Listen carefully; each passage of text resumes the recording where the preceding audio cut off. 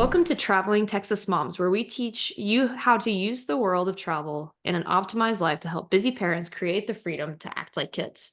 I'm your host, Mallory Smith. And I'm Kendall McMillan. If you're new to the show, welcome. If you haven't already subscribed, please like, subscribe, and follow us on any platform at Traveling Texas Moms. We always appreciate our growing community and are grateful for this time with you. Let's roll into today's show. Okay, so this will be part one of what is likely going to be a three-part series of my whirlwind trip to Europe that I just recently got back from a week ago today.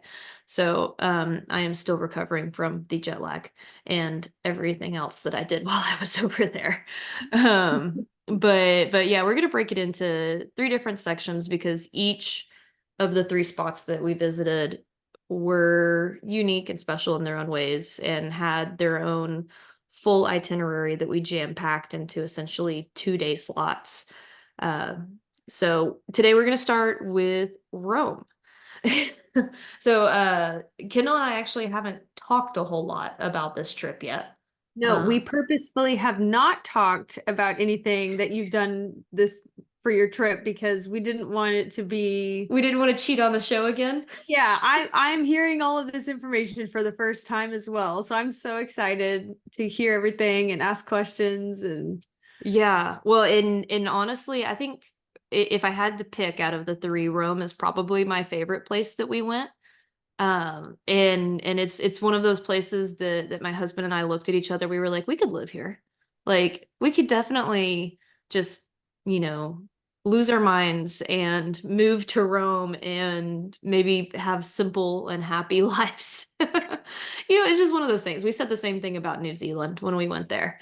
Obviously we didn't move to New Zealand after that, but yeah, so it started out at the DFW airport with a 3-hour delay of our flight, during which time we met a very friendly Italian man that he actually teaches photography down on the border at UT Brownsville, I think is where it was. But yeah, he's from Florence. And so we started talking about his experiences in Italy. And he was even saying, he was like, oh yeah, the schools are really cheap. Like the tuition is really cheap. And he said, you can actually buy like a villa in Italy for very, very cheap, like €100. And you just have to fix it up and maintain the historical value and efficacy of it. So that's what kind of like started our conversation. We're like, €100, you say? That's really interesting that you brought that up because when my family went on their trip to Japan, that's one of the things that one of my brothers had mentioned, that the houses are super cheap there and you just fix them up. Like that's what Right. they want. They want people to come in and fix it up. And Well, right now everything in Japan is cheap because, the exchange rate. Even a ticket to Disney is like $50 for an adult. yeah. But yeah, I mean it's cool. Well, in a lot of these places, a lot of these urban foreign places are actually having trouble keeping their youth around because while the housing maybe is more affordable, their jobs and maybe the take home from the job doesn't pay as much. I see you eating your Dole Whip. Your homemade Dole Whip. Gosh, you had to do that in front of me. um, I'll send you so, some. yeah, thanks. Yeah. Anyways, sorry guys. You can't just like wave a Dole Whip in front of My me on the other husband side made of. Dole Whip and it's so good. I don't need to hear about Please that. continue about your trip to Italy, man. Yeah, okay, fair. All right, so the direct flight from Dallas to Rome is 10 and a half hours. So we did spring for the premium economy seats, which I highly recommend. Just the seat looks like a domestic first class seat. So it's the wider seat and it's got the little footrest that kind of kicks out. I would say that it made the trip over there more bearable for sure, more bearable than the 8.5 hour trip back from Dublin to DFW in the regular seat. So I would say in the future, if you're going to be on an extended flight like that and you can swing it, do it, because yeah, it doesn't, that's one of those situations where it doesn't pay to be frugal. I mean, if you have an option. But so the flight was decent. It since it was delayed, I think we ended up leaving at 5:30 p.m. I think we landed at like 11 a.m. Rome time, which, you know, we slept as much as we could. We probably got, you know, 6 hours, 8 hours of sleep, if, you know, interrupted, of course. But we just hit the ground running because, you know, the rule is if you're gonna go into a different time zone like that, you just don't sleep. Yeah. You go, and when it's time to sleep on their time, that's when you go to sleep. So I don't care how delirious you are by the end of the night. Maybe drink more water than alcohol on day one. But uh yeah, I definitely just you just got to roll with it because otherwise you'll be off on the wrong foot for the entire trip. You'll never catch back up. So that's what we did. Um let's see. What did we do day one? Oh, so we started walking around. So we actually stayed in a little hotel. You could not get closer to the Vatican than where we were. It was literally outside the gates of St. Peter's Square. Was this hotel? It was called Palazzo Cardinal Cesi, and it was like I guess there's actually still half what do you call it? Where the nuns come and stay. It's not a monastery. It's something else. My brain's not working tonight. But anyway, so it's still used for religious individuals that come to visit the Vatican and stay there. So half of it is dedicated to that, and then the other half is a hotel. And it was very nice. I mean, of course, the bathrooms were a little small, and so was the elevator. Like you kind of had to like pull your shoulders in if you're gonna get multiple people in this tiny little elevator. But I So mean, how it did was you find this beautiful. hotel? You wanted it because it was so close to the Vatican, or Well, was yeah, so I used Google to look at the different hotels in the area and the different prices, and it was actually a really reasonable price. And I knew that the Vatican was one of our top list things to do. And so just looking at, you know, relative to the rest of the things that we wanted to see in the city, like it made sense. And we pretty much saved maybe a hundred euro a night by staying over there versus in like more of the traditional Roman city center.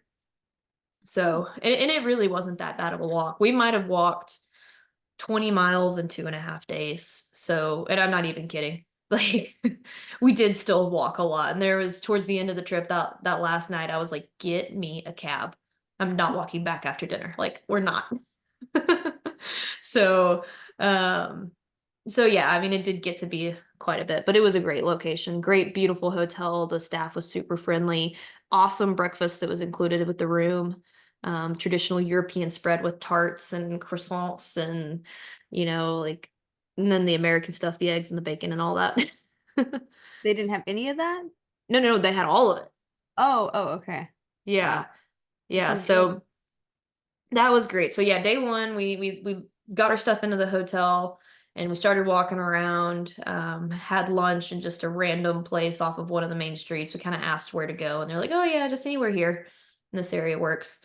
And you know, first impressions, I would say it's kind of like New York in the sense that it's very loud. There's lots of traffic, lots of sirens, but the people seem happier and they're more friendly. Yeah. So and it's prettier. Yeah. So yeah. So we went to the Pantheon area and just kind of saw it.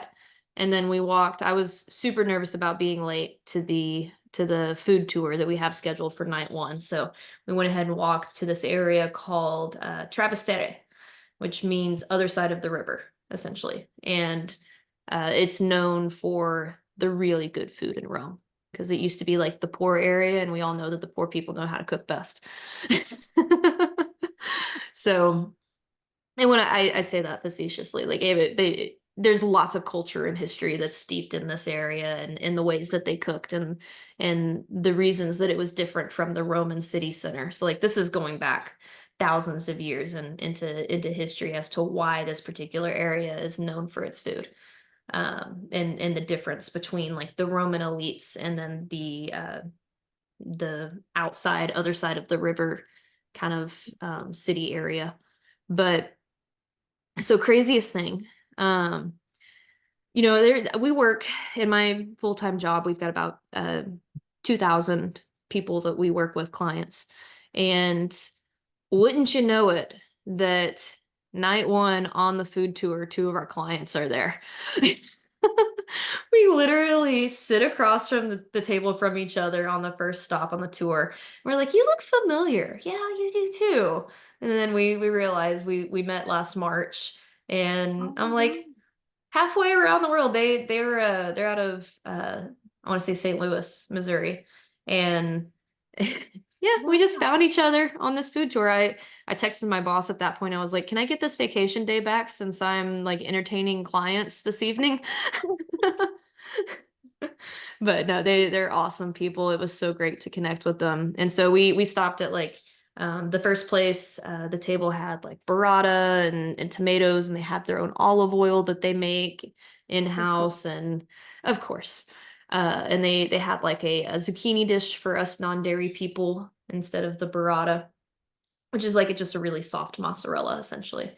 But and then stop two, we went to this really old um, Roman house, I guess, or it's a house that was built on top of a Roman cellar that they didn't even find until like 50 years ago, when they were like, hey, that wall looks like it keeps going down past the floor. Maybe we should dig the floor up and see what's underneath there. Wow. And they That's find this like 1,000-year-old like wine cellar essentially, where people used to just gather. Um, I yeah, mean, and so much of those older cities are just built on top of each other. literally, yeah, just and you can see it. You could just see it in the stacks of the roads and everything else. Yeah. Um, but yeah, so then we had a dish there, and they had some wine that was paired with that. They had a like basically a wine pairing or a beer or something at every single stop. And then after that, we went to a cookie place, and the cookies were amazing. And then a pasta place. We tried a couple different types of pasta. And then there was a street food stand kind of thing where they did like a traditional street food.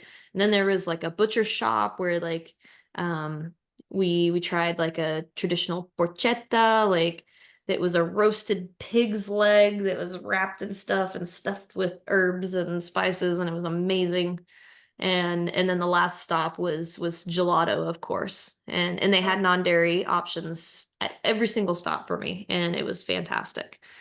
wow. So So did you it's follow some kind of guidebook to know all these Oh, places? well, so they took us. It was part of a tour. And so these were all scheduled stops on the tour. So how did you find the tour? You just like Googled Roman Yeah, tour? I was looking at different tour options, different types of tours, and there was this one website called Get Your Guide that I found our Vatican tickets through.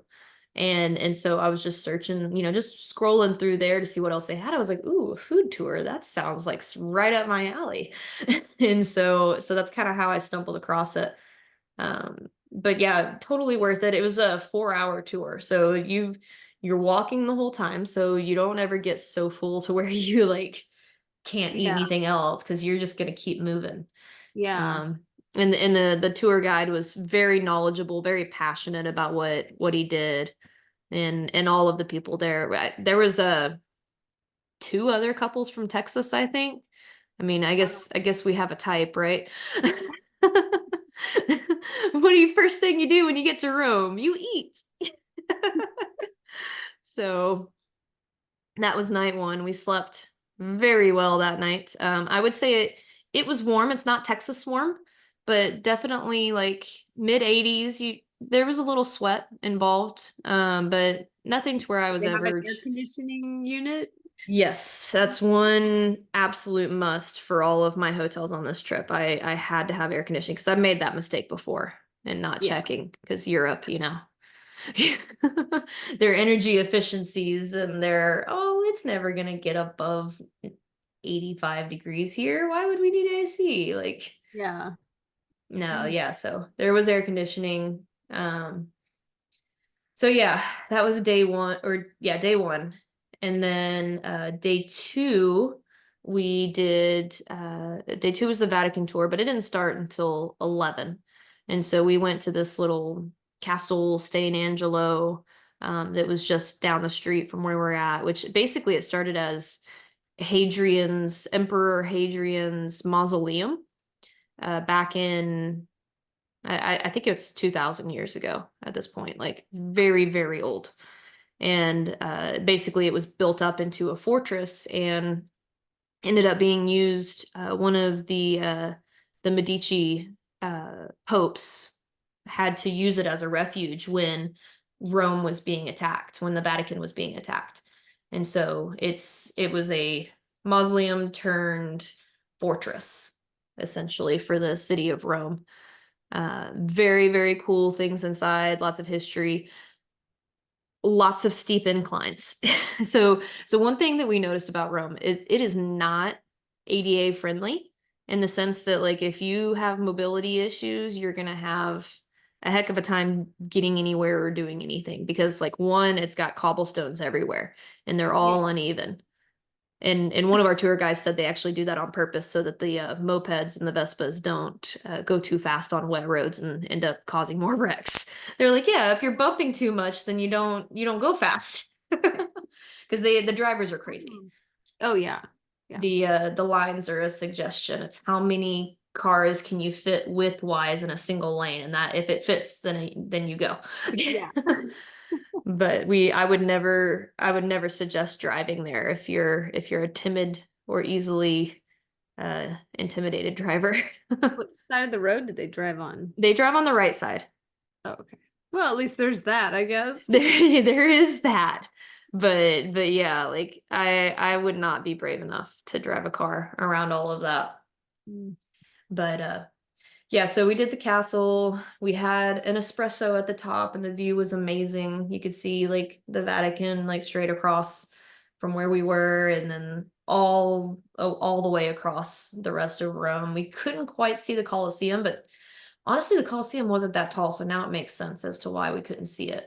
In the grand scheme of things. Yeah. But yeah, we went to the Vatican tour. That was amazing. We didn't see probably half of it. I really wanted to see the Statue of David, but it wasn't Yeah. included in the tour that we did. There just wasn't enough time. So there's like the museums, and then there's the actual like cathedral and basilica and all of that. And so the tour took you through both and the Sistine Chapel.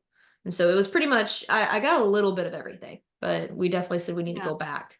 But they said if you were to not go with the tour, you might be in line for about 2 hours before you even get into either the basilica or the museums. And you Wow. could only get into the Sistine Chapel through a tour. So we definitely did the best thing for that day.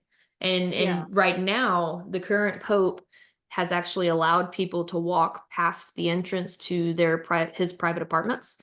And so they said, you can't take pictures or anything like that, and you have to be very respectful, of course. But they allowed us to walk past, and they said when the next pope is in, it is up to that person to decide if they want to continue that or not. So this may be we got to do something that might not be available again for another 40 years or Yeah. however long. Well, I don't think he's got that long, but Well, no, I'm saying like whatever he has left plus the next person if they decide not to. gotcha. Yeah. But yeah, it was just amazing. Like all of the history and all of the art and everything in there. Just Yeah. the use of light and the use of gold in the art so that it reflects light naturally. And gosh, it's just so much, so many things to take in. It was just beautiful. And are But you allowed to take pictures in the museum part or yes, yeah, you okay. were allowed to take pictures pretty much everywhere except for the Sistine Chapel. Yeah, that one And I've heard that they like watch you like a hawk if you attempt to snap a picture really quick that you're out of oh there. yeah, well, they were even strict about where you stood. So basically they were pushing everybody into the center of this room. And if you wanted to stare at the ceiling, which, everybody does, why not? That's kind of why you go. It's kind of why you go. And so if you want to stare at the ceiling, you've got to stand in the middle of this room, just being packed in like cattle with everybody else around you. And so if you try to make your way to the outside and you stand in kind of a more open spot, they will tell you to get back in the middle. And then there's like areas on the sides where you can actually sit down, but all of those seats were taken. I actually had to fight to get a seat because I was dying. Oh. After being on my feet so much, like I needed to sit down for a minute and I had to like search for a spot. Oh. Um, but yeah, and another thing to remember is that if you're going to go to either of these places in the Vatican, well, the museum's not as much on the dress code, but definitely the Sistine Chapel and the Basilica, they're very much strict on the dress code. They don't want to see anybody's knees. So men shouldn't wear shorts, women should Mhm. wear something that covers the knees. And then also women need to have their shoulders covered. So you'd see a lot of people, what I actually ended up doing, I had a dress, like a tank top style dress that hit just below the knees. And then I had a scarf, like a larger one, like a necktie type deal, that I untied and flapped out so that it would drape across my shoulders when it was time to go in there. That way I didn't get too hot when we were walking around outside, but when it was time to cover up and be respectful, I could do that. So it also, when the sun went down and I got chilly later, it made for a great shoulder covering for that as well. It's all the rage in Rome. These like shoulder wraps. And you can use it as a headscarf too if you needed Yeah, to. yeah, yeah. When we did our golf cart tour later that day, I could have easily Yeah. just Hold your hair down or get on had a a Roman holiday moment. yeah. Was that Audrey Hepburn? Yeah, Right? yeah. Which we Okay. did we did look at some of the major locations from that show, and we did the Trevi Fountain coin toss thing, which also came from a movie. So Of course. Yeah. but so yeah, that was, I want to say that was later on after the Vatican that day. We there was still a lot more things we wanted to see, and I wasn't I wasn't sure we'd have enough time. I didn't really care to walk it. So yeah, we did this golf cart tour, which ended up being great.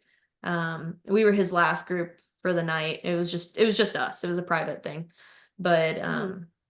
yeah, you could tell he was like ready to go. And he dropped us off somewhere other than where we asked to be dropped off, and that really ticked me off. I was like, okay, no tip. But yeah, it was Mm. yeah.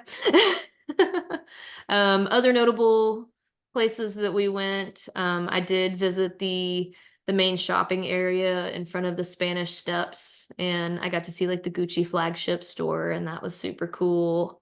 Oh. Yeah. Did you Uh, purchase anything I'm from not the gonna say that on this show. No, I just window shopped. I mean, I know how you love your designer handbags, so Mm-hmm. Yeah, we'll talk about that offline. No, but it was very cool. And then we ran up past the Medici ancestral home. We didn't have enough time to go in. We really needed to get home, but and then we stumbled upon like this pop-up concert, the like right in the middle of one of the squares close to where the Medici house was, and watched that for a minute. We're like, okay, well that was cool. Like it's just the city has so much going on. There's so many fun things to do, so much to see, so much history. Like they've yeah. got the area, they actually have, I want to say it's called the Argentinian steps area, and that was relatively close to where we were, and it's where Caesar was killed. It's where Brutus killed Caesar. They've got the area, the Roman area that they unearthed. They didn't even know what it was at first, and then they figured it out. Wow. It's just like these things you hear of in storybooks. Um, and it's just so much like it doesn't feel real until you see it, and you're like, that really happened, and that was a long time ago, and it's still here. Yeah. That's crazy. And some of the news here in the States, I think when you were still on your trip, is they found more jars of cherries Oh, on yeah, like George Washington's property, like in his cellar or something, that they were perfectly like, yeah, preserved. yeah, it's probably been there since before the country was founded, or he maybe did this himself, and it's really cool. But then you hear about what the Romans are finding. It's like Yeah. thousands of years ago. Yeah. Well, and there were a couple of images in some of the museums that we went through of what they're doing in Pompeii right now.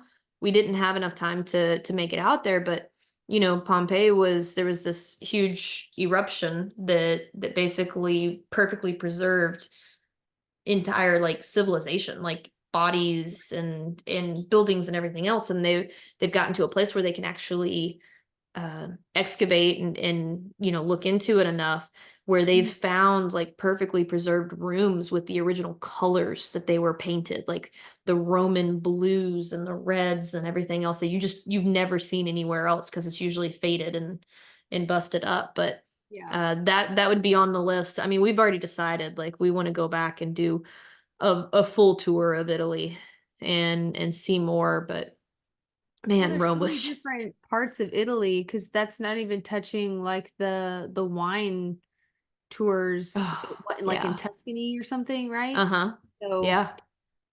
and there's so many there's just so many different regions for all kinds of different trips. Yeah. Yeah. So, So if anybody is going and they want to get like spiritual with it, the St. Peter's Basilica actually does have services every single day. And usually I believe they are in Italian. But we actually we went the last day we were there. We had an afternoon flight and we ended up my husband really wanted to go to a service. And so we showed up and they were doing a special one in English for a Jesuit school. So it was all these teenage boys that were in I want to say it was the St. Joseph Chapel, which basically these are just like little pockets with different mosaic pieces of art at the back of it. Each pocket has a different theme. But that was the one that we went to and we sat down and we got to see it. And it was a cool experience. It was a humbling experience. But yeah, and then apparently on Wednesdays, you can actually if you book ahead of time, you can buy tickets, but you can actually get an audience with the Pope. And so wow. the Pope does these visits every single Wednesday. So we didn't even want to try and push that since that would have been our first day there after a 10.5 hour flight. But Yeah. for anybody that likes that. Also, if you are elderly, mobility challenge, pregnant, anything else, there is actually a special entrance to the basilica that you can take because like I said, the line can be like 2 hours. And so if there's a medical reason, then you basically go up to this little tent off on the right side, tell them what your reason is, and they let you on through with security. So they were Oh, turning some people away, I could see, but then some people they would let through. And mhm. so just a fun note. So, Oh, yeah, I never thought about that. People that can't travel easily, that but they still being want, around those older cities that are cobblestone, and they were not built with wheelchairs in mind. But mm-mm. yeah, I never thought about that. Yeah. Hmm. Well, I mean, and obviously some of these attractions, some of these things are more geared towards that than others. Yeah. But yeah, just if anybody needed that helpful tip. Hopefully I save you a 2 hour wait in line in one form or fashion, whether you take the tour or if you have a medical need, you can go to the little tent on the side. But I mean that's basically Rome in a 20-minute nutshell. So did you go to the Colosseum? We did. That was part of the golf cart tour. We Okay. we we didn't Did go you see inside. the Leaning Tower of Pisa, whatever it's That, called? that's in Pisa, Oh, right? I don't Yeah, no, so know. that's not there. I think it's close, I but thought that was named after the guy that designed it, but I thought it maybe was that's in Pisa. I don't know. Obviously, neither of us know. I didn't see anything about it when I was there. We'll have to brush up on our Italian historical landmarks. No, basically we saw the Roman Forum. which is where they would do their gatherings. Essentially, we saw a big monumental building close to the Roman Forum that Mussolini essentially would give his speeches from. So like it was built, I want to say in the early 1920s. And that was beautiful. Big columns and everything. And then the Pantheon, the Castel San Angelo, the Vatican, the Trevi Fountain, the Spanish Steps, Trapastere, uh, yeah, I think anything that was, if you look at a map and they've got like the little landmark signs, I think we saw pretty much every one of those in a 2.5 day period and 20 miles of walking. Well, I'm sure you'll remember every moment of it, right? Oh, that's what pictures are for too. There And you go. then I will post. So I'm thinking of doing um specific posts geared directly towards food. So you'd be looking for that. I'll post a couple of pictures here coming up about the Rome part of it. And I got a Yeah.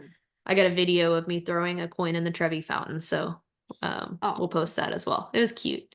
yeah. The Oh, Leaning well, Tower of Pisa is in Pisa, Italy. So oh, cool, great. Yeah, you had me questioning myself there. sorry, I'm not familiar with Italian geography. So Yeah. One other thing, real quick, because I know we're running out of time. I felt safe the entire time that I was in Italy. There's been other good. parts of Europe, like Paris especially, Mhm. where I'm very aware of, pickpocketers and people who may not be around you for the right reasons. Yeah. And I mean, Probably. there was obviously people, asking for money in this city, but there was so much of a police presence in all Mhm. of the areas, and the city itself was so clean that I Mhm. never felt unsafe. So That's just good. one little note in there, but we'll go ahead and do our little wrap up spiel. So thanks for joining us today. Reach out and let us know how you're utilizing this show in your life. And don't forget to subscribe so you never miss an episode. Bye, guys.